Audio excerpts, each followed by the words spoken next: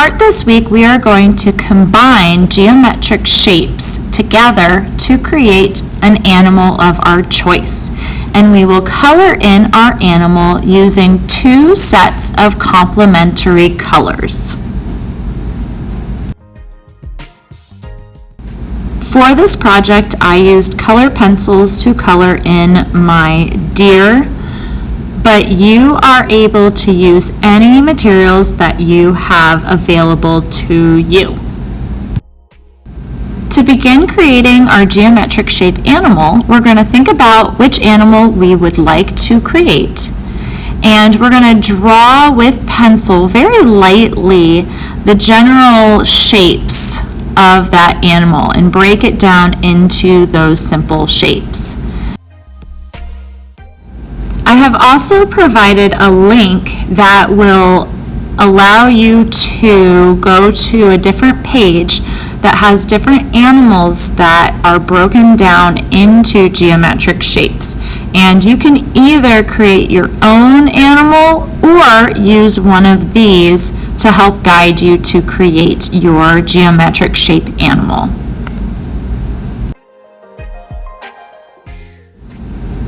So I started out by creating kind of like a triangle shape that has a square shape towards the top of my animal, and that is the basic shape of a deer's head. And inside that shape, I broke it down into the shape of the nose, the shape of the mouth, the shape of the lower jaw, and the shape of the bridge of the nose. And that will help guide you as you continue creating your animal. So now I'm just going through and looking at the different shapes. I created the shape around the eyes and some triangles near the nose, and just continuing along and figuring out how to make those shapes come together, maybe some rectangles or some rhombuses, whatever shapes you think are going to be able to be placed together to create the form of your animal. So looking at our animal, you're going to decide which shapes are going to work best in each location to create the form. I am adding some rectangles and some squares, and those are becoming the eyes for my deer. I might add some triangles for the ears and maybe some trapezoids along with the triangles to add to the inner part of the ear. So I am doing my best to create this form by taking the idea of a basic shape for the animal's head and adding to it and breaking it down into each basic shape. Now I'm going to start creating the horns by creating various size triangles, big triangles, little triangles, all over, and have them go different ways, maybe some rectangles as well to add more antlers onto our deer.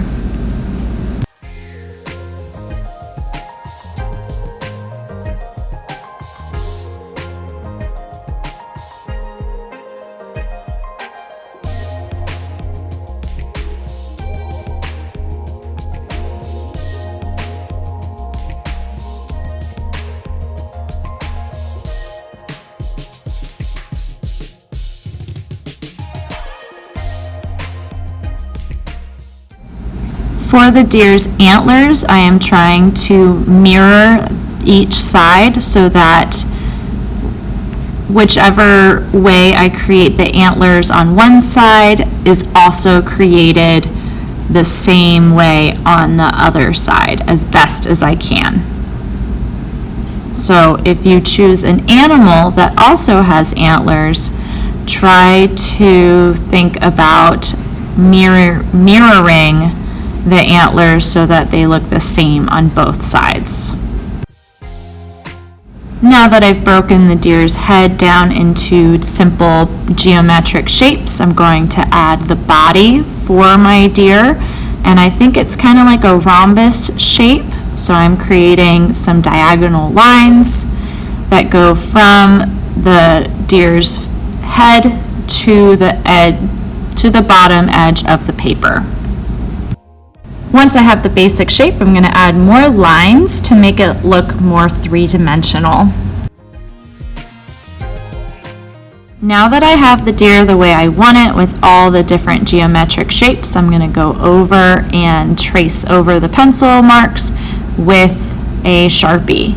Erase that, and then we are going to use complementary colors to color in our deer. I am using blue, which looks kind of purple, but it is blue, and orange for my deer's head and body.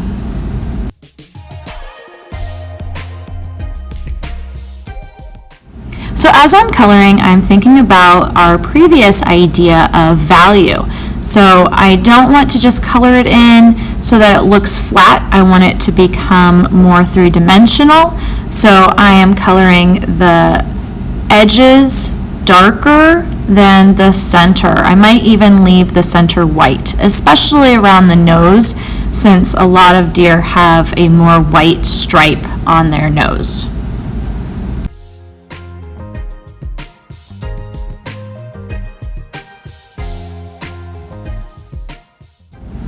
So as you're coloring, try to think about the form of your animal and where you would see it darker or lighter, and that way it'll create more of a three-dimensional form for your animal.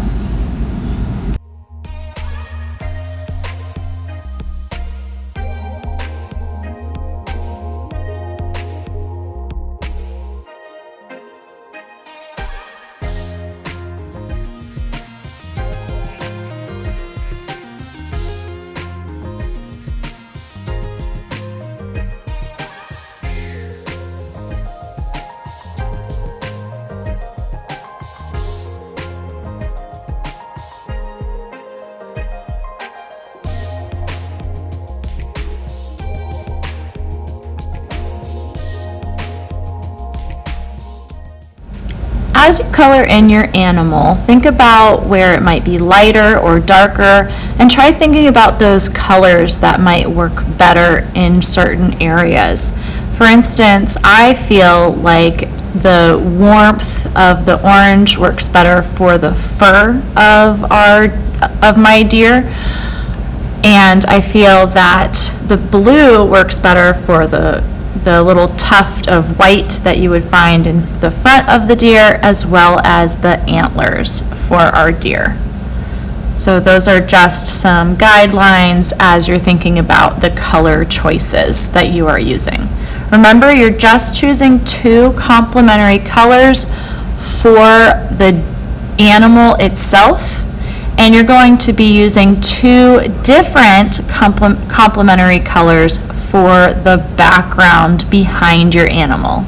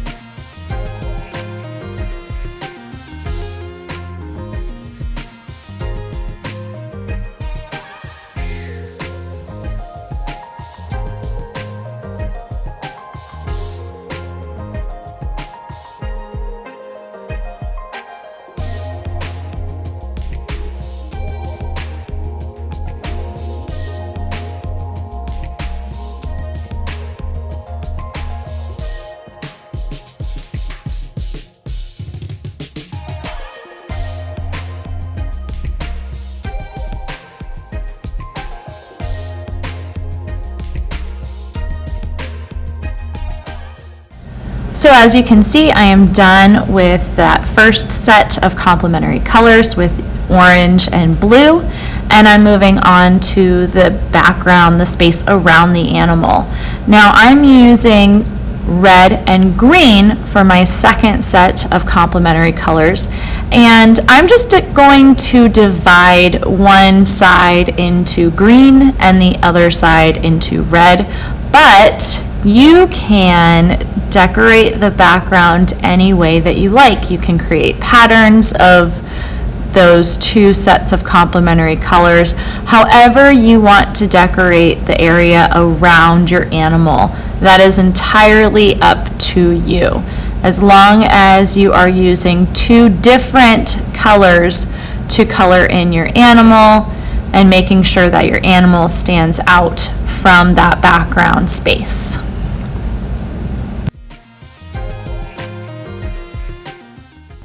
Another helpful tip is to trace around the different details that you have drawn and around the border, and then go back in and color in the rest of it once you have outlined the entire area first. All right, boys and girls, and there we have it. We created an animal using geometric shapes. We used two sets of complementary colors, one set for our animal and the other set for the background. I hope you enjoy working on this project.